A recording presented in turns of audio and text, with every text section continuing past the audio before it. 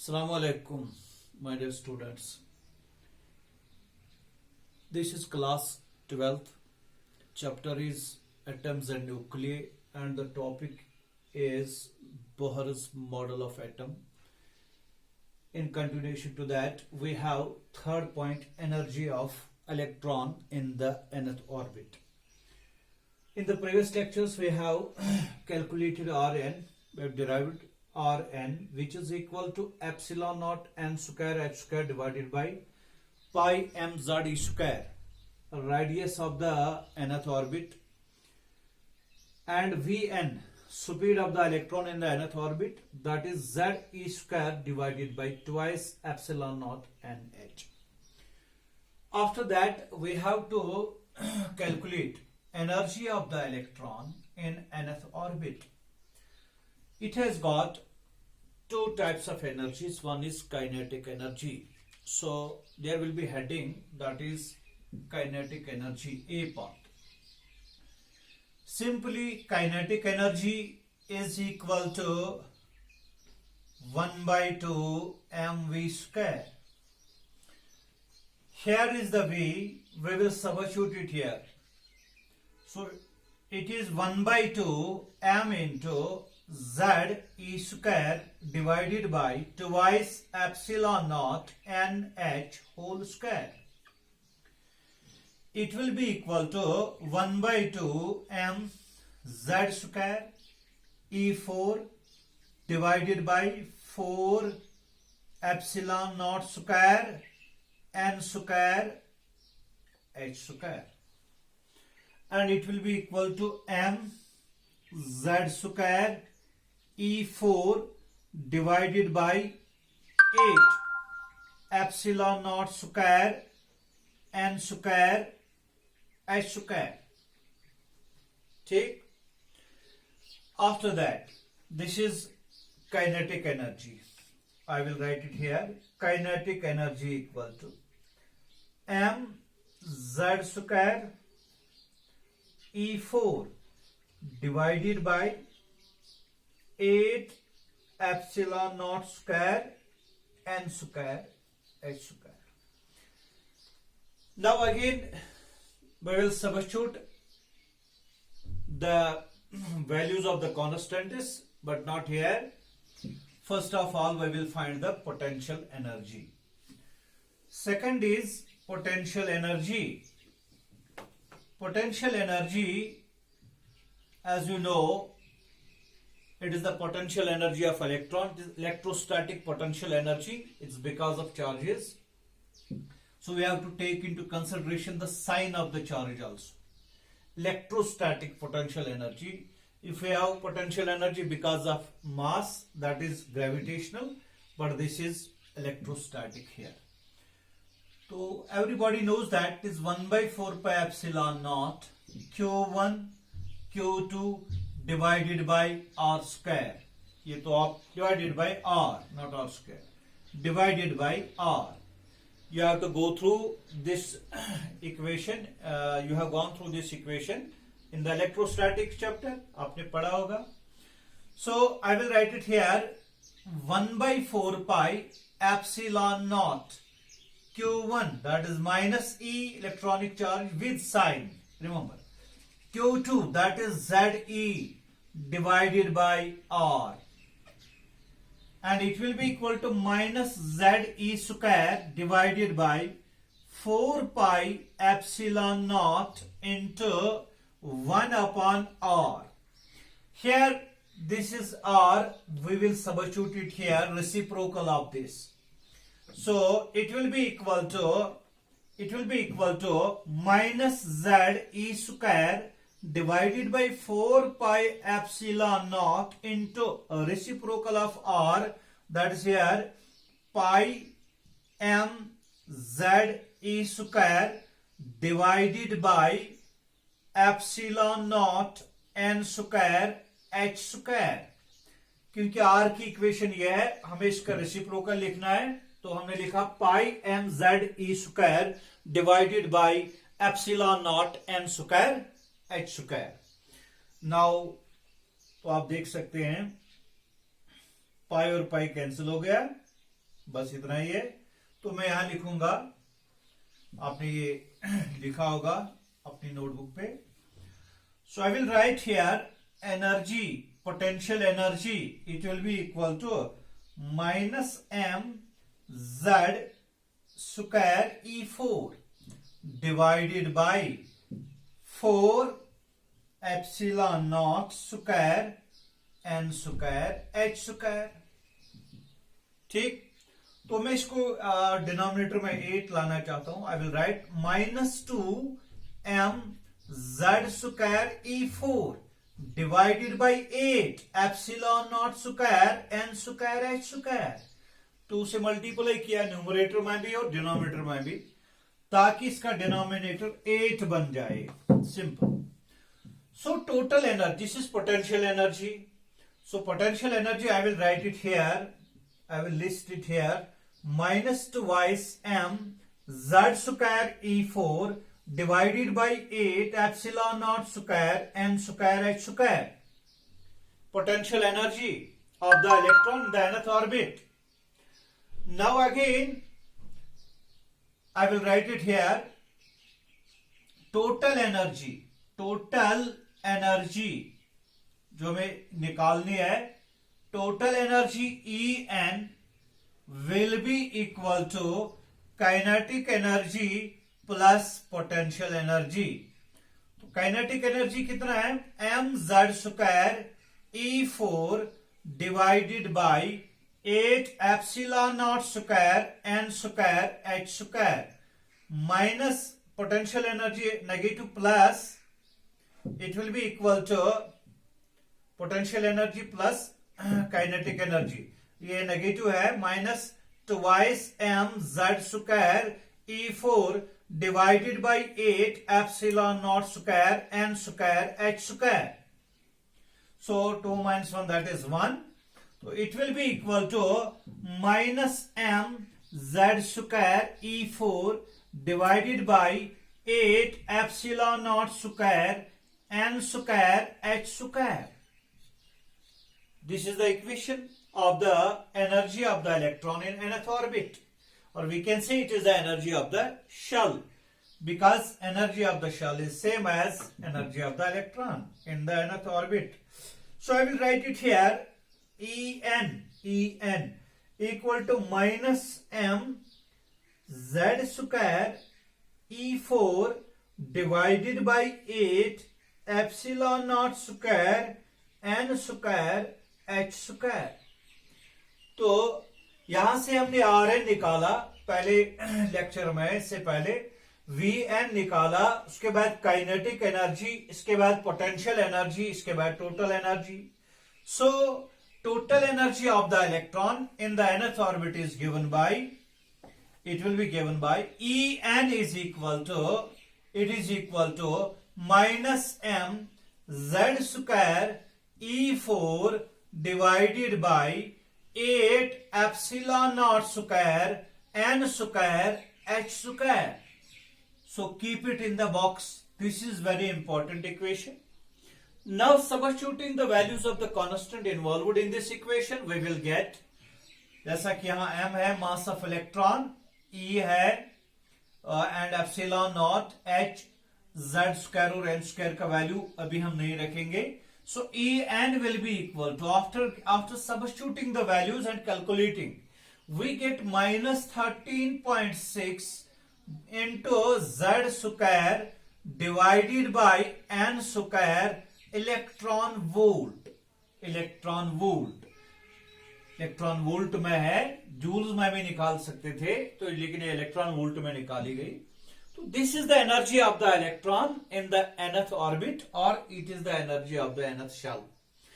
So if we take the example of hydrogen atom, z is equal to 1, and if we take the first shell, z is equal to, later on I will give the values. So an important comparison between kinetic energy, potential energy and total energy. You see, potential energy, it is minus times potential energies. You see, potential energy, it is equal to minus twice of m Z square E4 divided by 8 epsilon naught square N square H square। तो मैं लिख सकता हूं minus, यहां लिखिए, क्योंकि energy of the electron that is negative. Negative energy होने का मतलब होता है electron is bound to the nucleus.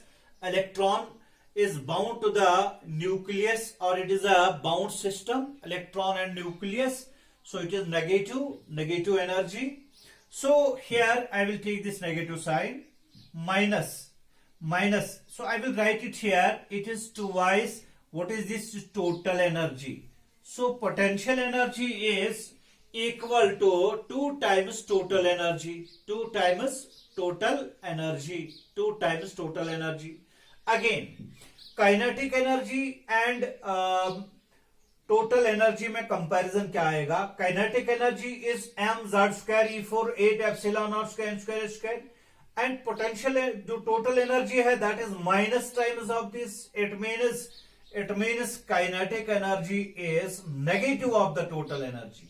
So I will right it here, kinetic energy is, तो मैं लिखूंगा इसको, kinetic energy is, again kinetic energy, you see kinetic energy is mZ²E4 divided by 8 epsilon naught square N square H square. Total energy is negative of it. Should I write is kinetic energy is negative of total energy?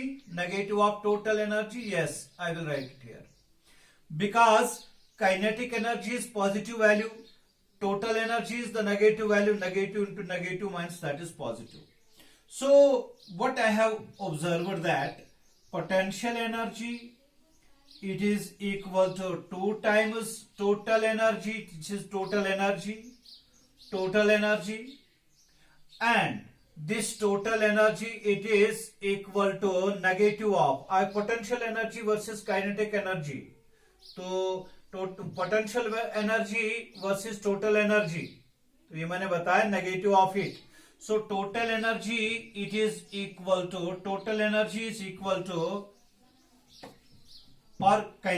kinetic energy is equal to negative of total energy. Yes. So I will write it here like this. Very simple.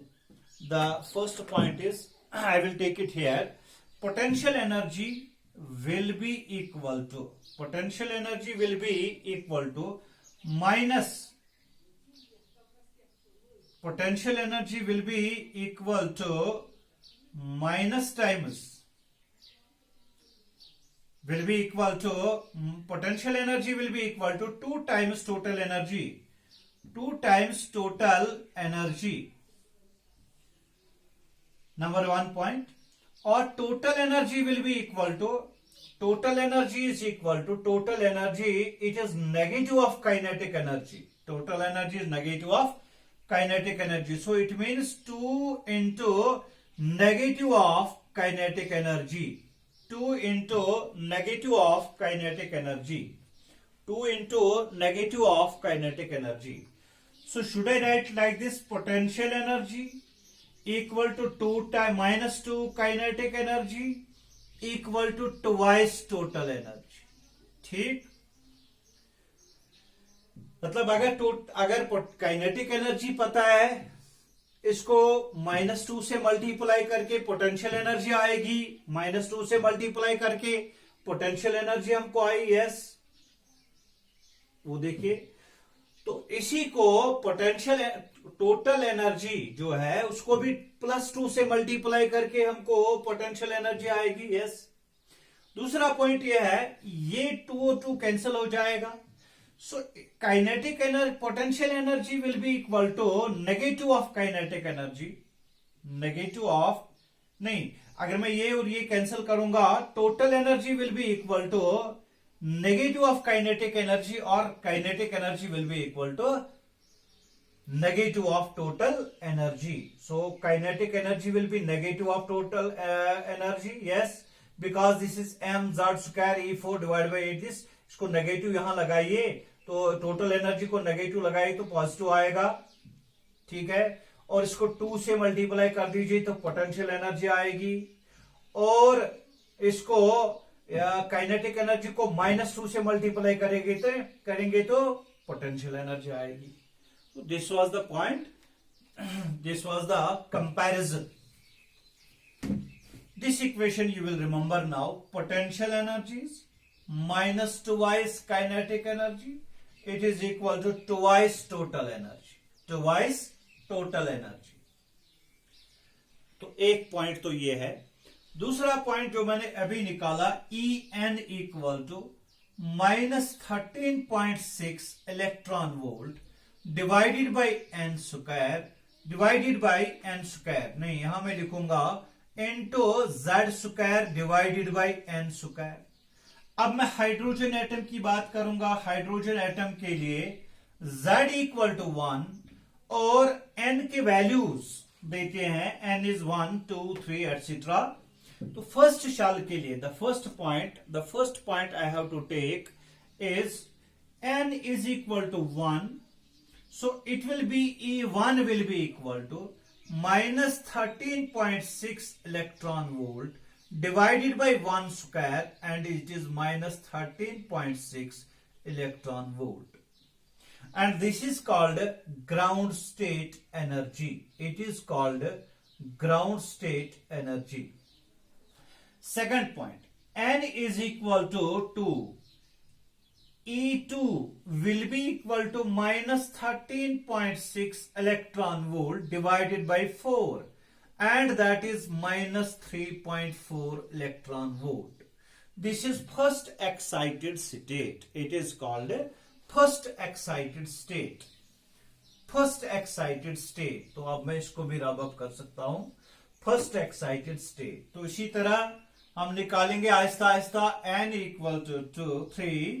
E3 will be equal to -13.6 divided by 9 electron volt, that is -1.1 electron volt. Second excited state. And N is equal to 4. E4 will be equal to -13.6 divided by 4 square electron volt, that is -0.86 electron volt. So it will continue. Finally Aahista Aahista n का value बढ़ता जाएगा. So we will have the values like this. Finally I will write n equal to infinity. तो n infinity का मतलब होता है कि अब इलेक्ट्रॉन फ्री होने जा रहा है. यानी इलेक्ट्रॉन तो एटम के न्यूक्लियस के बाइंडिंग फोर्स से बाहर जा रहा है.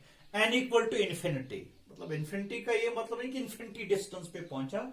मतलब ये कि it is not under the influence of nuclear attraction. तो समझो कि रेडियस ऑफ एटम कितना है, दैट इज 10⁻⁻10 मीटर. तो उससे थोड़ा आगे, उससे थोड़ा डिस्टेंस थोड़ा बढ़ाएंगे तो वो इन्फिनिटी आएगा. N will be infinity. So atom के लिए इन्फिनिटी बहुत छोटा है, that is of the order of 10⁻⁻10 angstrom. इससे थोड़ा बड़ा जो होगा तो इन्फिनिटी पे, तो क्योंकि उस टाइम ये इलेक्ट्रॉन एटम में नहीं होगा, ये एटम से बाहर होगा. सो n will be infinity. So E infinity will be close to infinity. E infinity will be equal to -13.6 infinity square divided by infinity square, that is finally equal to 0. And you see, एक तो ये है कि जो हमने इससे पहले निकाला था N1 के लिए, मैं दोबारा लिखूंगा. N1 के लिए -13.6 इलेक्ट्रॉन वोल्ट, और N2 के लिए n इक्वल टू 2 के लिए हमने निकाला था, that is -3.4 electron volt. Ground state ये लोवेस्ट वैल्यू ऑफ एनर्जी है. Lowest value, innermost value, ground state lowest value. उसके बाद एनर्जी बढ़ जाती है. जब हम न्यूक्लियस से दूर दूर जाते हैं. n इक्वल टू 1 के लिए सबसे कम, n इक्वल टू 2 के लिए और ज्यादा, n इक्वल टू 3 के लिए और ज्यादा, n इक्वल टू 4 के लिए और ज्यादा, और सबसे ज्यादा n इक्वल टू इन्फिनिटी के लिए. तो मैं यहां लिख सकता हूं मैक्सिमम वैल्यू. एंड मैं यहां लिख सकता हूं, मैंने लिखा यहां लोवेस्ट वैल्यू. दूसरी बात आप देख रहे हैं ये गैप जो है, गैप आप देखिए गैप भी कम हो रहा है। फर्स्ट एनर्जी शेल के लिए एनर्जी कितना है -13.6, फिर उसके लिए n इक्वल टू 2 के लिए 3.4, गैप कितना है 10.2 की गैप है। अब आप n इक्वल टू 2 और n इक्वल टू 3 को कंपेयर कीजिए। 3.4 को 1.5 सब्ट्रैक्ट कीजिए, दैट इज 3, दैट इज 2। पहले तो 12 है, अब 2 है। अब देखो 3 और 4 को कंपैरिजन में लाइए। 1.5 को 0.6 सब्ट्रैक्ट कीजिए, 1.5 0.8 दैट इज 7, 0.7। देखो पहले 12, फिर उसके बाद 2, फिर उसके बाद 6, तो ये गैप जो है ये भी कम होता जा रहा है। तो आहिस्ता आहिस्ता आहिस्ता ये जो है they are coming very close to each other, very close to each other. तो इसको मैं एनर्जी डायग्राम में दिखा सकता हूं। I will show it in the energy diagram, that is like this. आप ऐसे ले लीजिए energy states En, electron volt में है ये, और यहां ऑर्बिट का नंबर ले लीजिए, that is n, energy state.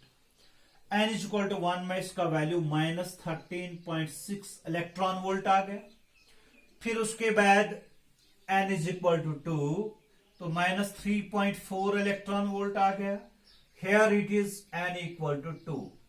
फिर उसके बाद n equal to 3, n equal to 4, gap कम होता जा रहा है, वो भी ख्याल रखना है उसका। ऐसे ऐसे ऐसे, तो Aahista Aahista Aahista Aahista when we reach infinity, ऐसे ऐसे, तो हेयर से here n will be infinity. So यहां तो वैल्यू 0 होगा। This is n equal to 3 and this is n equal to 4 et cetera et cetera. n equal to 3 के लिए -1.51, इसके लिए -0.86 इलेक्ट्रॉन वोल्ट, तो इसी तरह। तो ये जो आप दिखा रहे हैं एनर्जी लेवल डायग्राम, हम दिखा रहे हैं डिफरेंट वैल्यूज हम दिखा रहे हैं। तो देखिए जो हमने यहां लिया, this is maximum value and this is minimum value,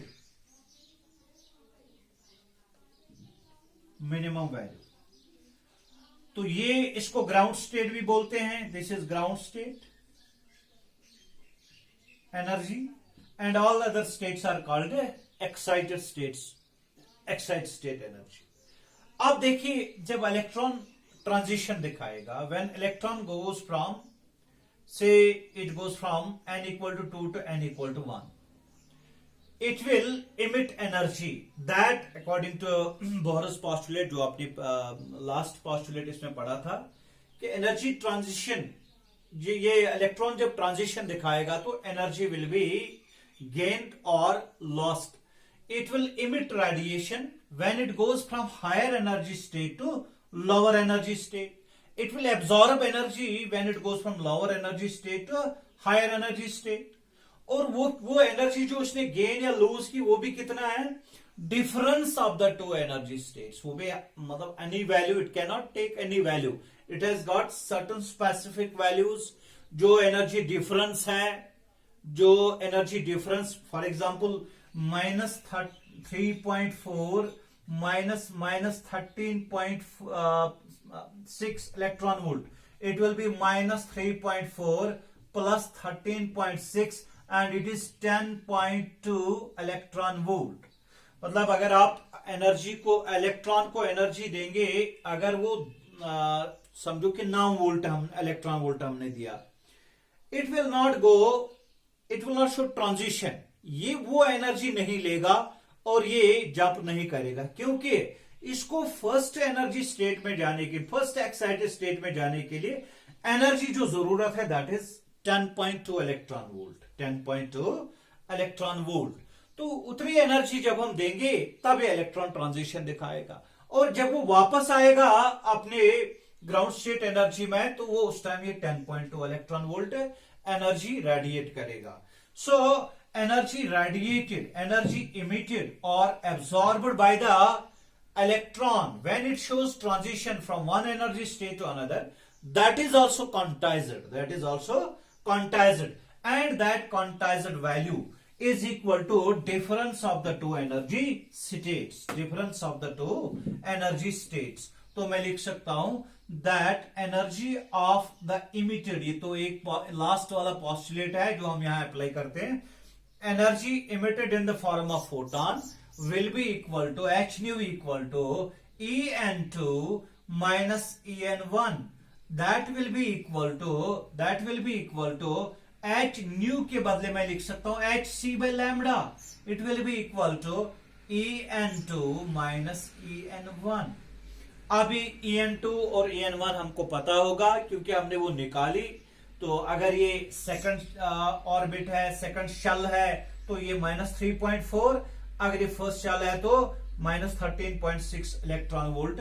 इन दो का डिफरेंस तो 10.2 इलेक्ट्रॉन वोल्ट एनर्जी रेडिएट हो जाएगी in the form of photon.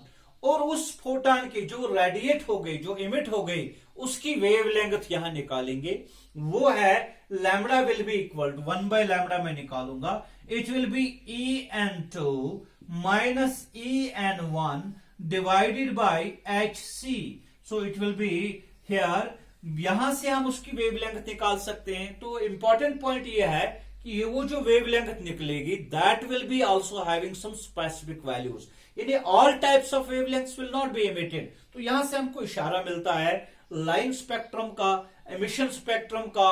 That was explained by Niels Bohr. So ये यहां से हमको ये क्लियर होता है कि all types of radiations will not be emitted. They will have specific wavelengths because energy states are specific, their difference is specific and wavelength will be specific. तो यहां से एक ये पॉइंट हमको क्लियर हो गया. So this was about energy of the electron in the nth orbit. तो अब उसके बाद जो हमें एक और पॉइंट यहां लेना है, ये तो कैलकुलेशन यहां हो गई. जो हमें एक और पॉइंट यहां लेना है वो क्या है? That is finally drawbacks. Atomic spectra के लिए अलग से लेक्चर होगा, लेकिन यहां मैं ड्रॉबैक्स लिखूंगा. Drawbacks of Rutherford, this Bohr's model of atom. Bohr's model of atom, इसके ड्रॉबैक्स, इसकी लिमिटेशंस. पहले तो इसने बोहर ने जो लिमिटेशंस ढूंढी थी उसमें रदरफोर्ड मॉडल में थोड़ा मॉडिफाई हो गया. अब बोहर में क्या लिमिटेशंस हैं, क्या खामियां हैं, क्या शॉर्टकमिंग्स हैं, तो 5-6 पॉइंट्स इसमें आपको पर्टिकुलर याद रखना है. सबसे पहले the first point was it holds true only for hydrogen atom और hydrogen like species. Hydrogen like species यानी हाइड्रोजन एटम यानी कि सिंगल इलेक्ट्रॉन सिस्टम के लिए एप्लीकेबल है, मल्टी इलेक्ट्रॉन सिस्टम के लिए एप्लीकेबल नहीं है. यहां हाइड्रोजन लाइक स्पीशीज का मतलब है, आपको पता है हाइड्रोजन का एटॉमिक नंबर जो है that is Z number of electron E, that is Z. I will write here it is 1. अगर मैं हीलियम लूंगा, हीलियम, और उसको एक इलेक्ट्रॉन बाहर निकालूंगा, उसका एटॉमिक नंबर Z तो 2 है. अगर मैं इसमें से एक इलेक्ट्रॉन बाहर निकालूंगा तो हीलियम आयन बन गया, helium positive. This is the hydrogen like species. So इसके लिए एप्लीकेबल होगा. इसी तरह लिथियम 2 पॉजिटिव, उसमें से 2 इलेक्ट्रॉन निकालने पड़ेंगे तब वो सिंगल इलेक्ट्रॉन सिस्टम रहेगा. तो lithium 2 positive, again Z is equal to 3. तो ये लिथियम 2 पॉजिटिव आयन जो है ये हाइड्रोजन लाइक स्पीशीज बन गया. तो उसके लिए इसके लिए ये बोहर्स मॉडल एप्लीकेबल है. तो ये चीज आपको याद रखना है. This is 1 point. It is applicable to single electron system and not to the multi electron system. Not to the multi electron system. दूसरी बात यह है कि उसने स्पेक्ट्रम भी एक्सप्लेन किया, जो मैं अलग से एक लेक्चर लूंगा उसके लिए. तो स्पेक्ट्रम जो है इसने हाइड्रोजन एटम का स्पेक्ट्रम एक्सप्लेन किया। अगेन मल्टी इलेक्ट्रॉन सिस्टम का स्पेक्ट्रम एक्सप्लेन नहीं किया, so it could not explain. Second point, it could not explain the spectrum of multi electron system, यानी मल्टी इलेक्ट्रॉन्स के लिए, मल्टी इलेक्ट्रॉन सिस्टम्स के लिए ये स्पेक्ट्रम एक्सप्लेन नहीं कर पाया, सिर्फ इसने हाइड्रोजन एटम का स्पेक्ट्रम एक्सप्लेन किया। तो थर्ड पॉइंट इज, तीसरा पॉइंट, जब हम देख रहे हैं, जब हम स्पेक्ट्रम में, जब हम स्पेक्ट्रल लाइन्स देख रहे हैं, तो वहां से आपको, जैसा कि हम पढ़ेंगे लाइमन सीरीज, उसमें फर्स्ट लाइन है, लेकिन जब एक पावरफुल स्पेक्ट्रोस्कोप से देखते हैं तो एक लाइन हमको दिख रही है, combination of so many lines, that means a single line has split, it has split into A number of lines, जैसा कि बाल्मर सीरीज जो पहले देखी गई थी, बाल्मर सीरीज, उसमें देखा गया कि एक लाइन जो है it contains 5 lines, H alpha, H beta. तो ये जो है splitting of the single spectral line into many spectral lines, इसको बताया गया fine structure, it was called fine structure. So fine structure could not be explained by Bohr's theory. Bohr's theory fails to explain the fine structure of spectral lines. This is very important point. तो ये बाद में इसके लिए बहुत सारी मेहनत हो गई है, सोमरफेल्ड ने बताया, फिर उसके बाद इलिप्टिकल ऑर्बिट्स की बात कही, इलिप्टिकल ऑर्बिट्स की बात कही। तो ये एक्चुअल में हमको इशारा दे रहा था सब शेल्स की तरफ, सब शेल्स जो बाद में एक्सप्लेन हो गए। तो इसने खाली शेल्स की बात कही, एनर्जी शेल्स की बात कही, लेकिन बाद में कॉन्सेप्ट सब शेल्स का आ गया, ऑर्बिटल्स का भी आ गया। तो ये जो है आहिस्ता आहिस्ता आहिस्ता इसमें एडवांसमेंट हो गई, लेकिन हमें बताना है कि इसमें क्या प्रॉब्लम रही। वो ये है कि it could not explain the fine structure of spectral lines. This is third point. So fourth point is a very important point. Fourth point is it violates Heisenberg's uncertainty principle. ये uncertainty principle जो quantum theory का important concept है, हाइजेनबर्ग्स uncertainty principle को violet कर रहा है।